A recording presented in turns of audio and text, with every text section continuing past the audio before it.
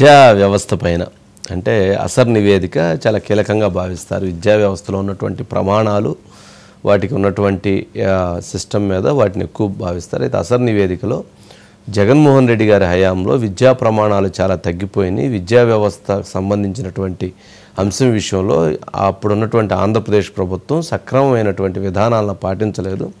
దాంతో విద్యార్థులకి కనీసం 8th క్లాస్ స్టూడెంట్ కూడా 2nd క్లాస్ బుక్ చదవలేనటువంటి పరిస్థితుల్లో ఏర్పడిపోయినాయి అని చెప్పని వాళ్ళు ఒక రిపోర్ట్ని ఇచ్చేశారు. దాని మీద లోకేష్ గారు ట్వీట్ చేశారు. అది ఇప్పుడు చర్చనీయాంశం అవుతుంది. మేము చాలా పెంచామని వాళ్ళు వీళ్ళు పెంచలేదనేటువంటి వీళ్ళు దాని మీద వివాదం నడుస్తుంది.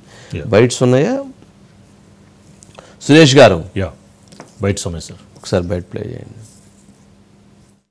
జగన్ మామయ్య, జగన్ మామయ్య, జగన్ మామయ్య, జగన్ సార్, జగన్ మామయ్య, జగన్ మామయ్య, జగన్ మామయ్య, జగన్ సార్.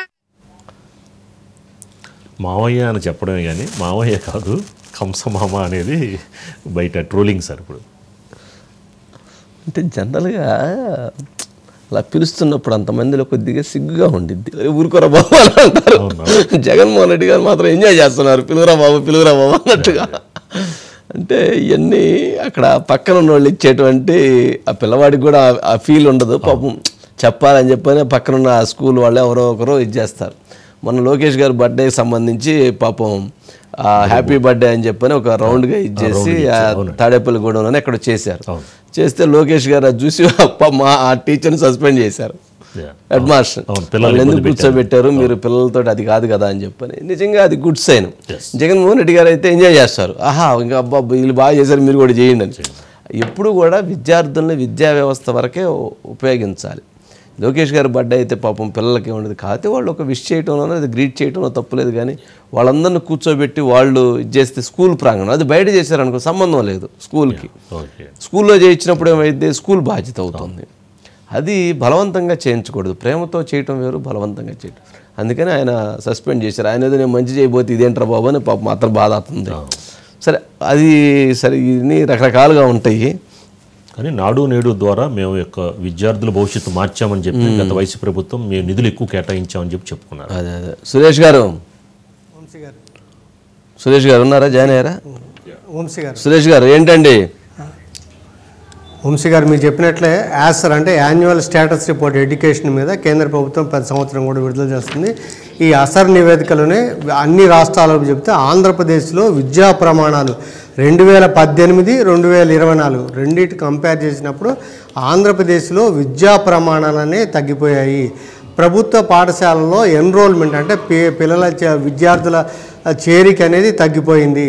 అదేవిధంగా 8వ తరగతి చదువుతున్న విద్యార్థులు 2వ తరగతి అంటే బుక్ చదవటానికి కూడా 2018లో 78% మంది వరకు కూడా కొంత ఆ 2వ తరగతి పుస్తకాలు చదవగలిగారు. కానీ ఈసారి 53% అంటే సగం మందికి మాత్రమే ఆ 2వ తరగతి పుస్తకాన్ని 8వ తరగతి పిల్లడు చదవగలిగాడు. అంటే ఆ విద్యా ప్రమాణాలు అంత చక్కగా ఉన్నాయని చెప్పి. అదేవిధంగా ప్రభుత్వ పాఠశాలలో బాలికలకి కూడా అంటే చెప్పిన నాడు నేడు అని ప్రోగ్రాం కింద చాలా పెద్ద ఎత్తున మౌలిక వసతుల కల్పనకే పాఠశాలలో అని చెప్పి జగన్ గారి ప్రభుత్వం చాలా సందర్భాల్లో చెప్పింది. కానీ పాఠశాలల్లో బాలికలకు సంబంధించిన టాయిలెట్స్ కూడా గతంలో 2018లో 81% ఉంటే ఈసారి మరి 77% తగ్గిపోయినాడు. అంటే అంత అలాంటి పరిస్థితి. అంటే మౌలిక వసతుల కల్పన కూడా జరగలేదు.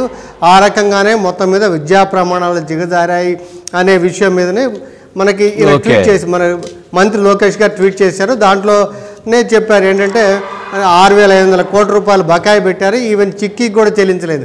అయితే ఈ అసర్ నివేదికలో ఇంకొక కీలకమైన ఒక అంశం ఉంది వంశీ గారు. ఏంటంటే స్మార్ట్ ఫోన్లు మనకి ఏదైతే విద్యార్థులు ఉన్నారో 14 నుంచి 16 సంవత్సరాల విద్యార్థుల యొక్క స్మార్ట్ ఫోన్లు మాత్రం 90% మందికి మాత్రం స్మార్ట్ ఫోన్లు ఆంధ్రప్రదేశ్లో ఎక్కువగా వాడారంట, ఉన్నాయంట. 38% నుంచి 92%కి వెళ్ళిందని చెప్పని వాళ్ళు రిపోర్ట్లు ఇచ్చారు. గొప్ప విషయం. పిల్లలు అసలు ఇప్పుడు అన్నం తిన్నా లేకపోయినా పర్వాలేదు, కానీ స్మార్ట్ ఫోన్ లేకపోతే ఉండేటువంటి పరిస్థితి లేదు.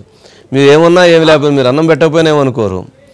ఏం గేమ్స్ అండి అవన్నీ ఎన్నికి ఉంటాయి, ఏదో ఆడుతూ ఉంటారు పొద్దాక. దాంతో చాలా నష్టం జరుగుతుంది. పిల్లల కెరీరు పాపం వాళ్ళకి అది ఎక్కడ దాన్ని ఎట్లా కంట్రోల్ చేయాలో, ఎట్లా దాన్ని గైడ్ చేయాలో అనేది పబ్జి గేమ్స్ కాదు కానీ ఏదో ఈ స్పోర్ట్స్ అయ్యి ఆడుతుంటారు. దాన్ని ఎట్లా కంట్రోల్ చేయాలో అర్థం కావట్లేదు చాలామందికి. అసలు అది ప్రతి ఒక్కరూ దాని విషయంలో ఇంట్లో చాలా వివాదాలు, చాలా గొడవలు. ఇవ్వనంటారు పేరెంట్స్, వాళ్ళు ఇవ్వకపోతే అలుగుతారు, మళ్ళీ అందుకని ఇస్తే వాళ్ళు ఊరుకోరు దాన్ని. ఇదంతా పాపం ప్రతి ఇంట్లో ఇబ్బంది పడుతున్నటువంటి సమస్య. ఆ సమస్యకి పరిష్కారం ఏదైనా లోకేష్ గారు తీసుకొస్తే బాగుండు. నెక్స్ట్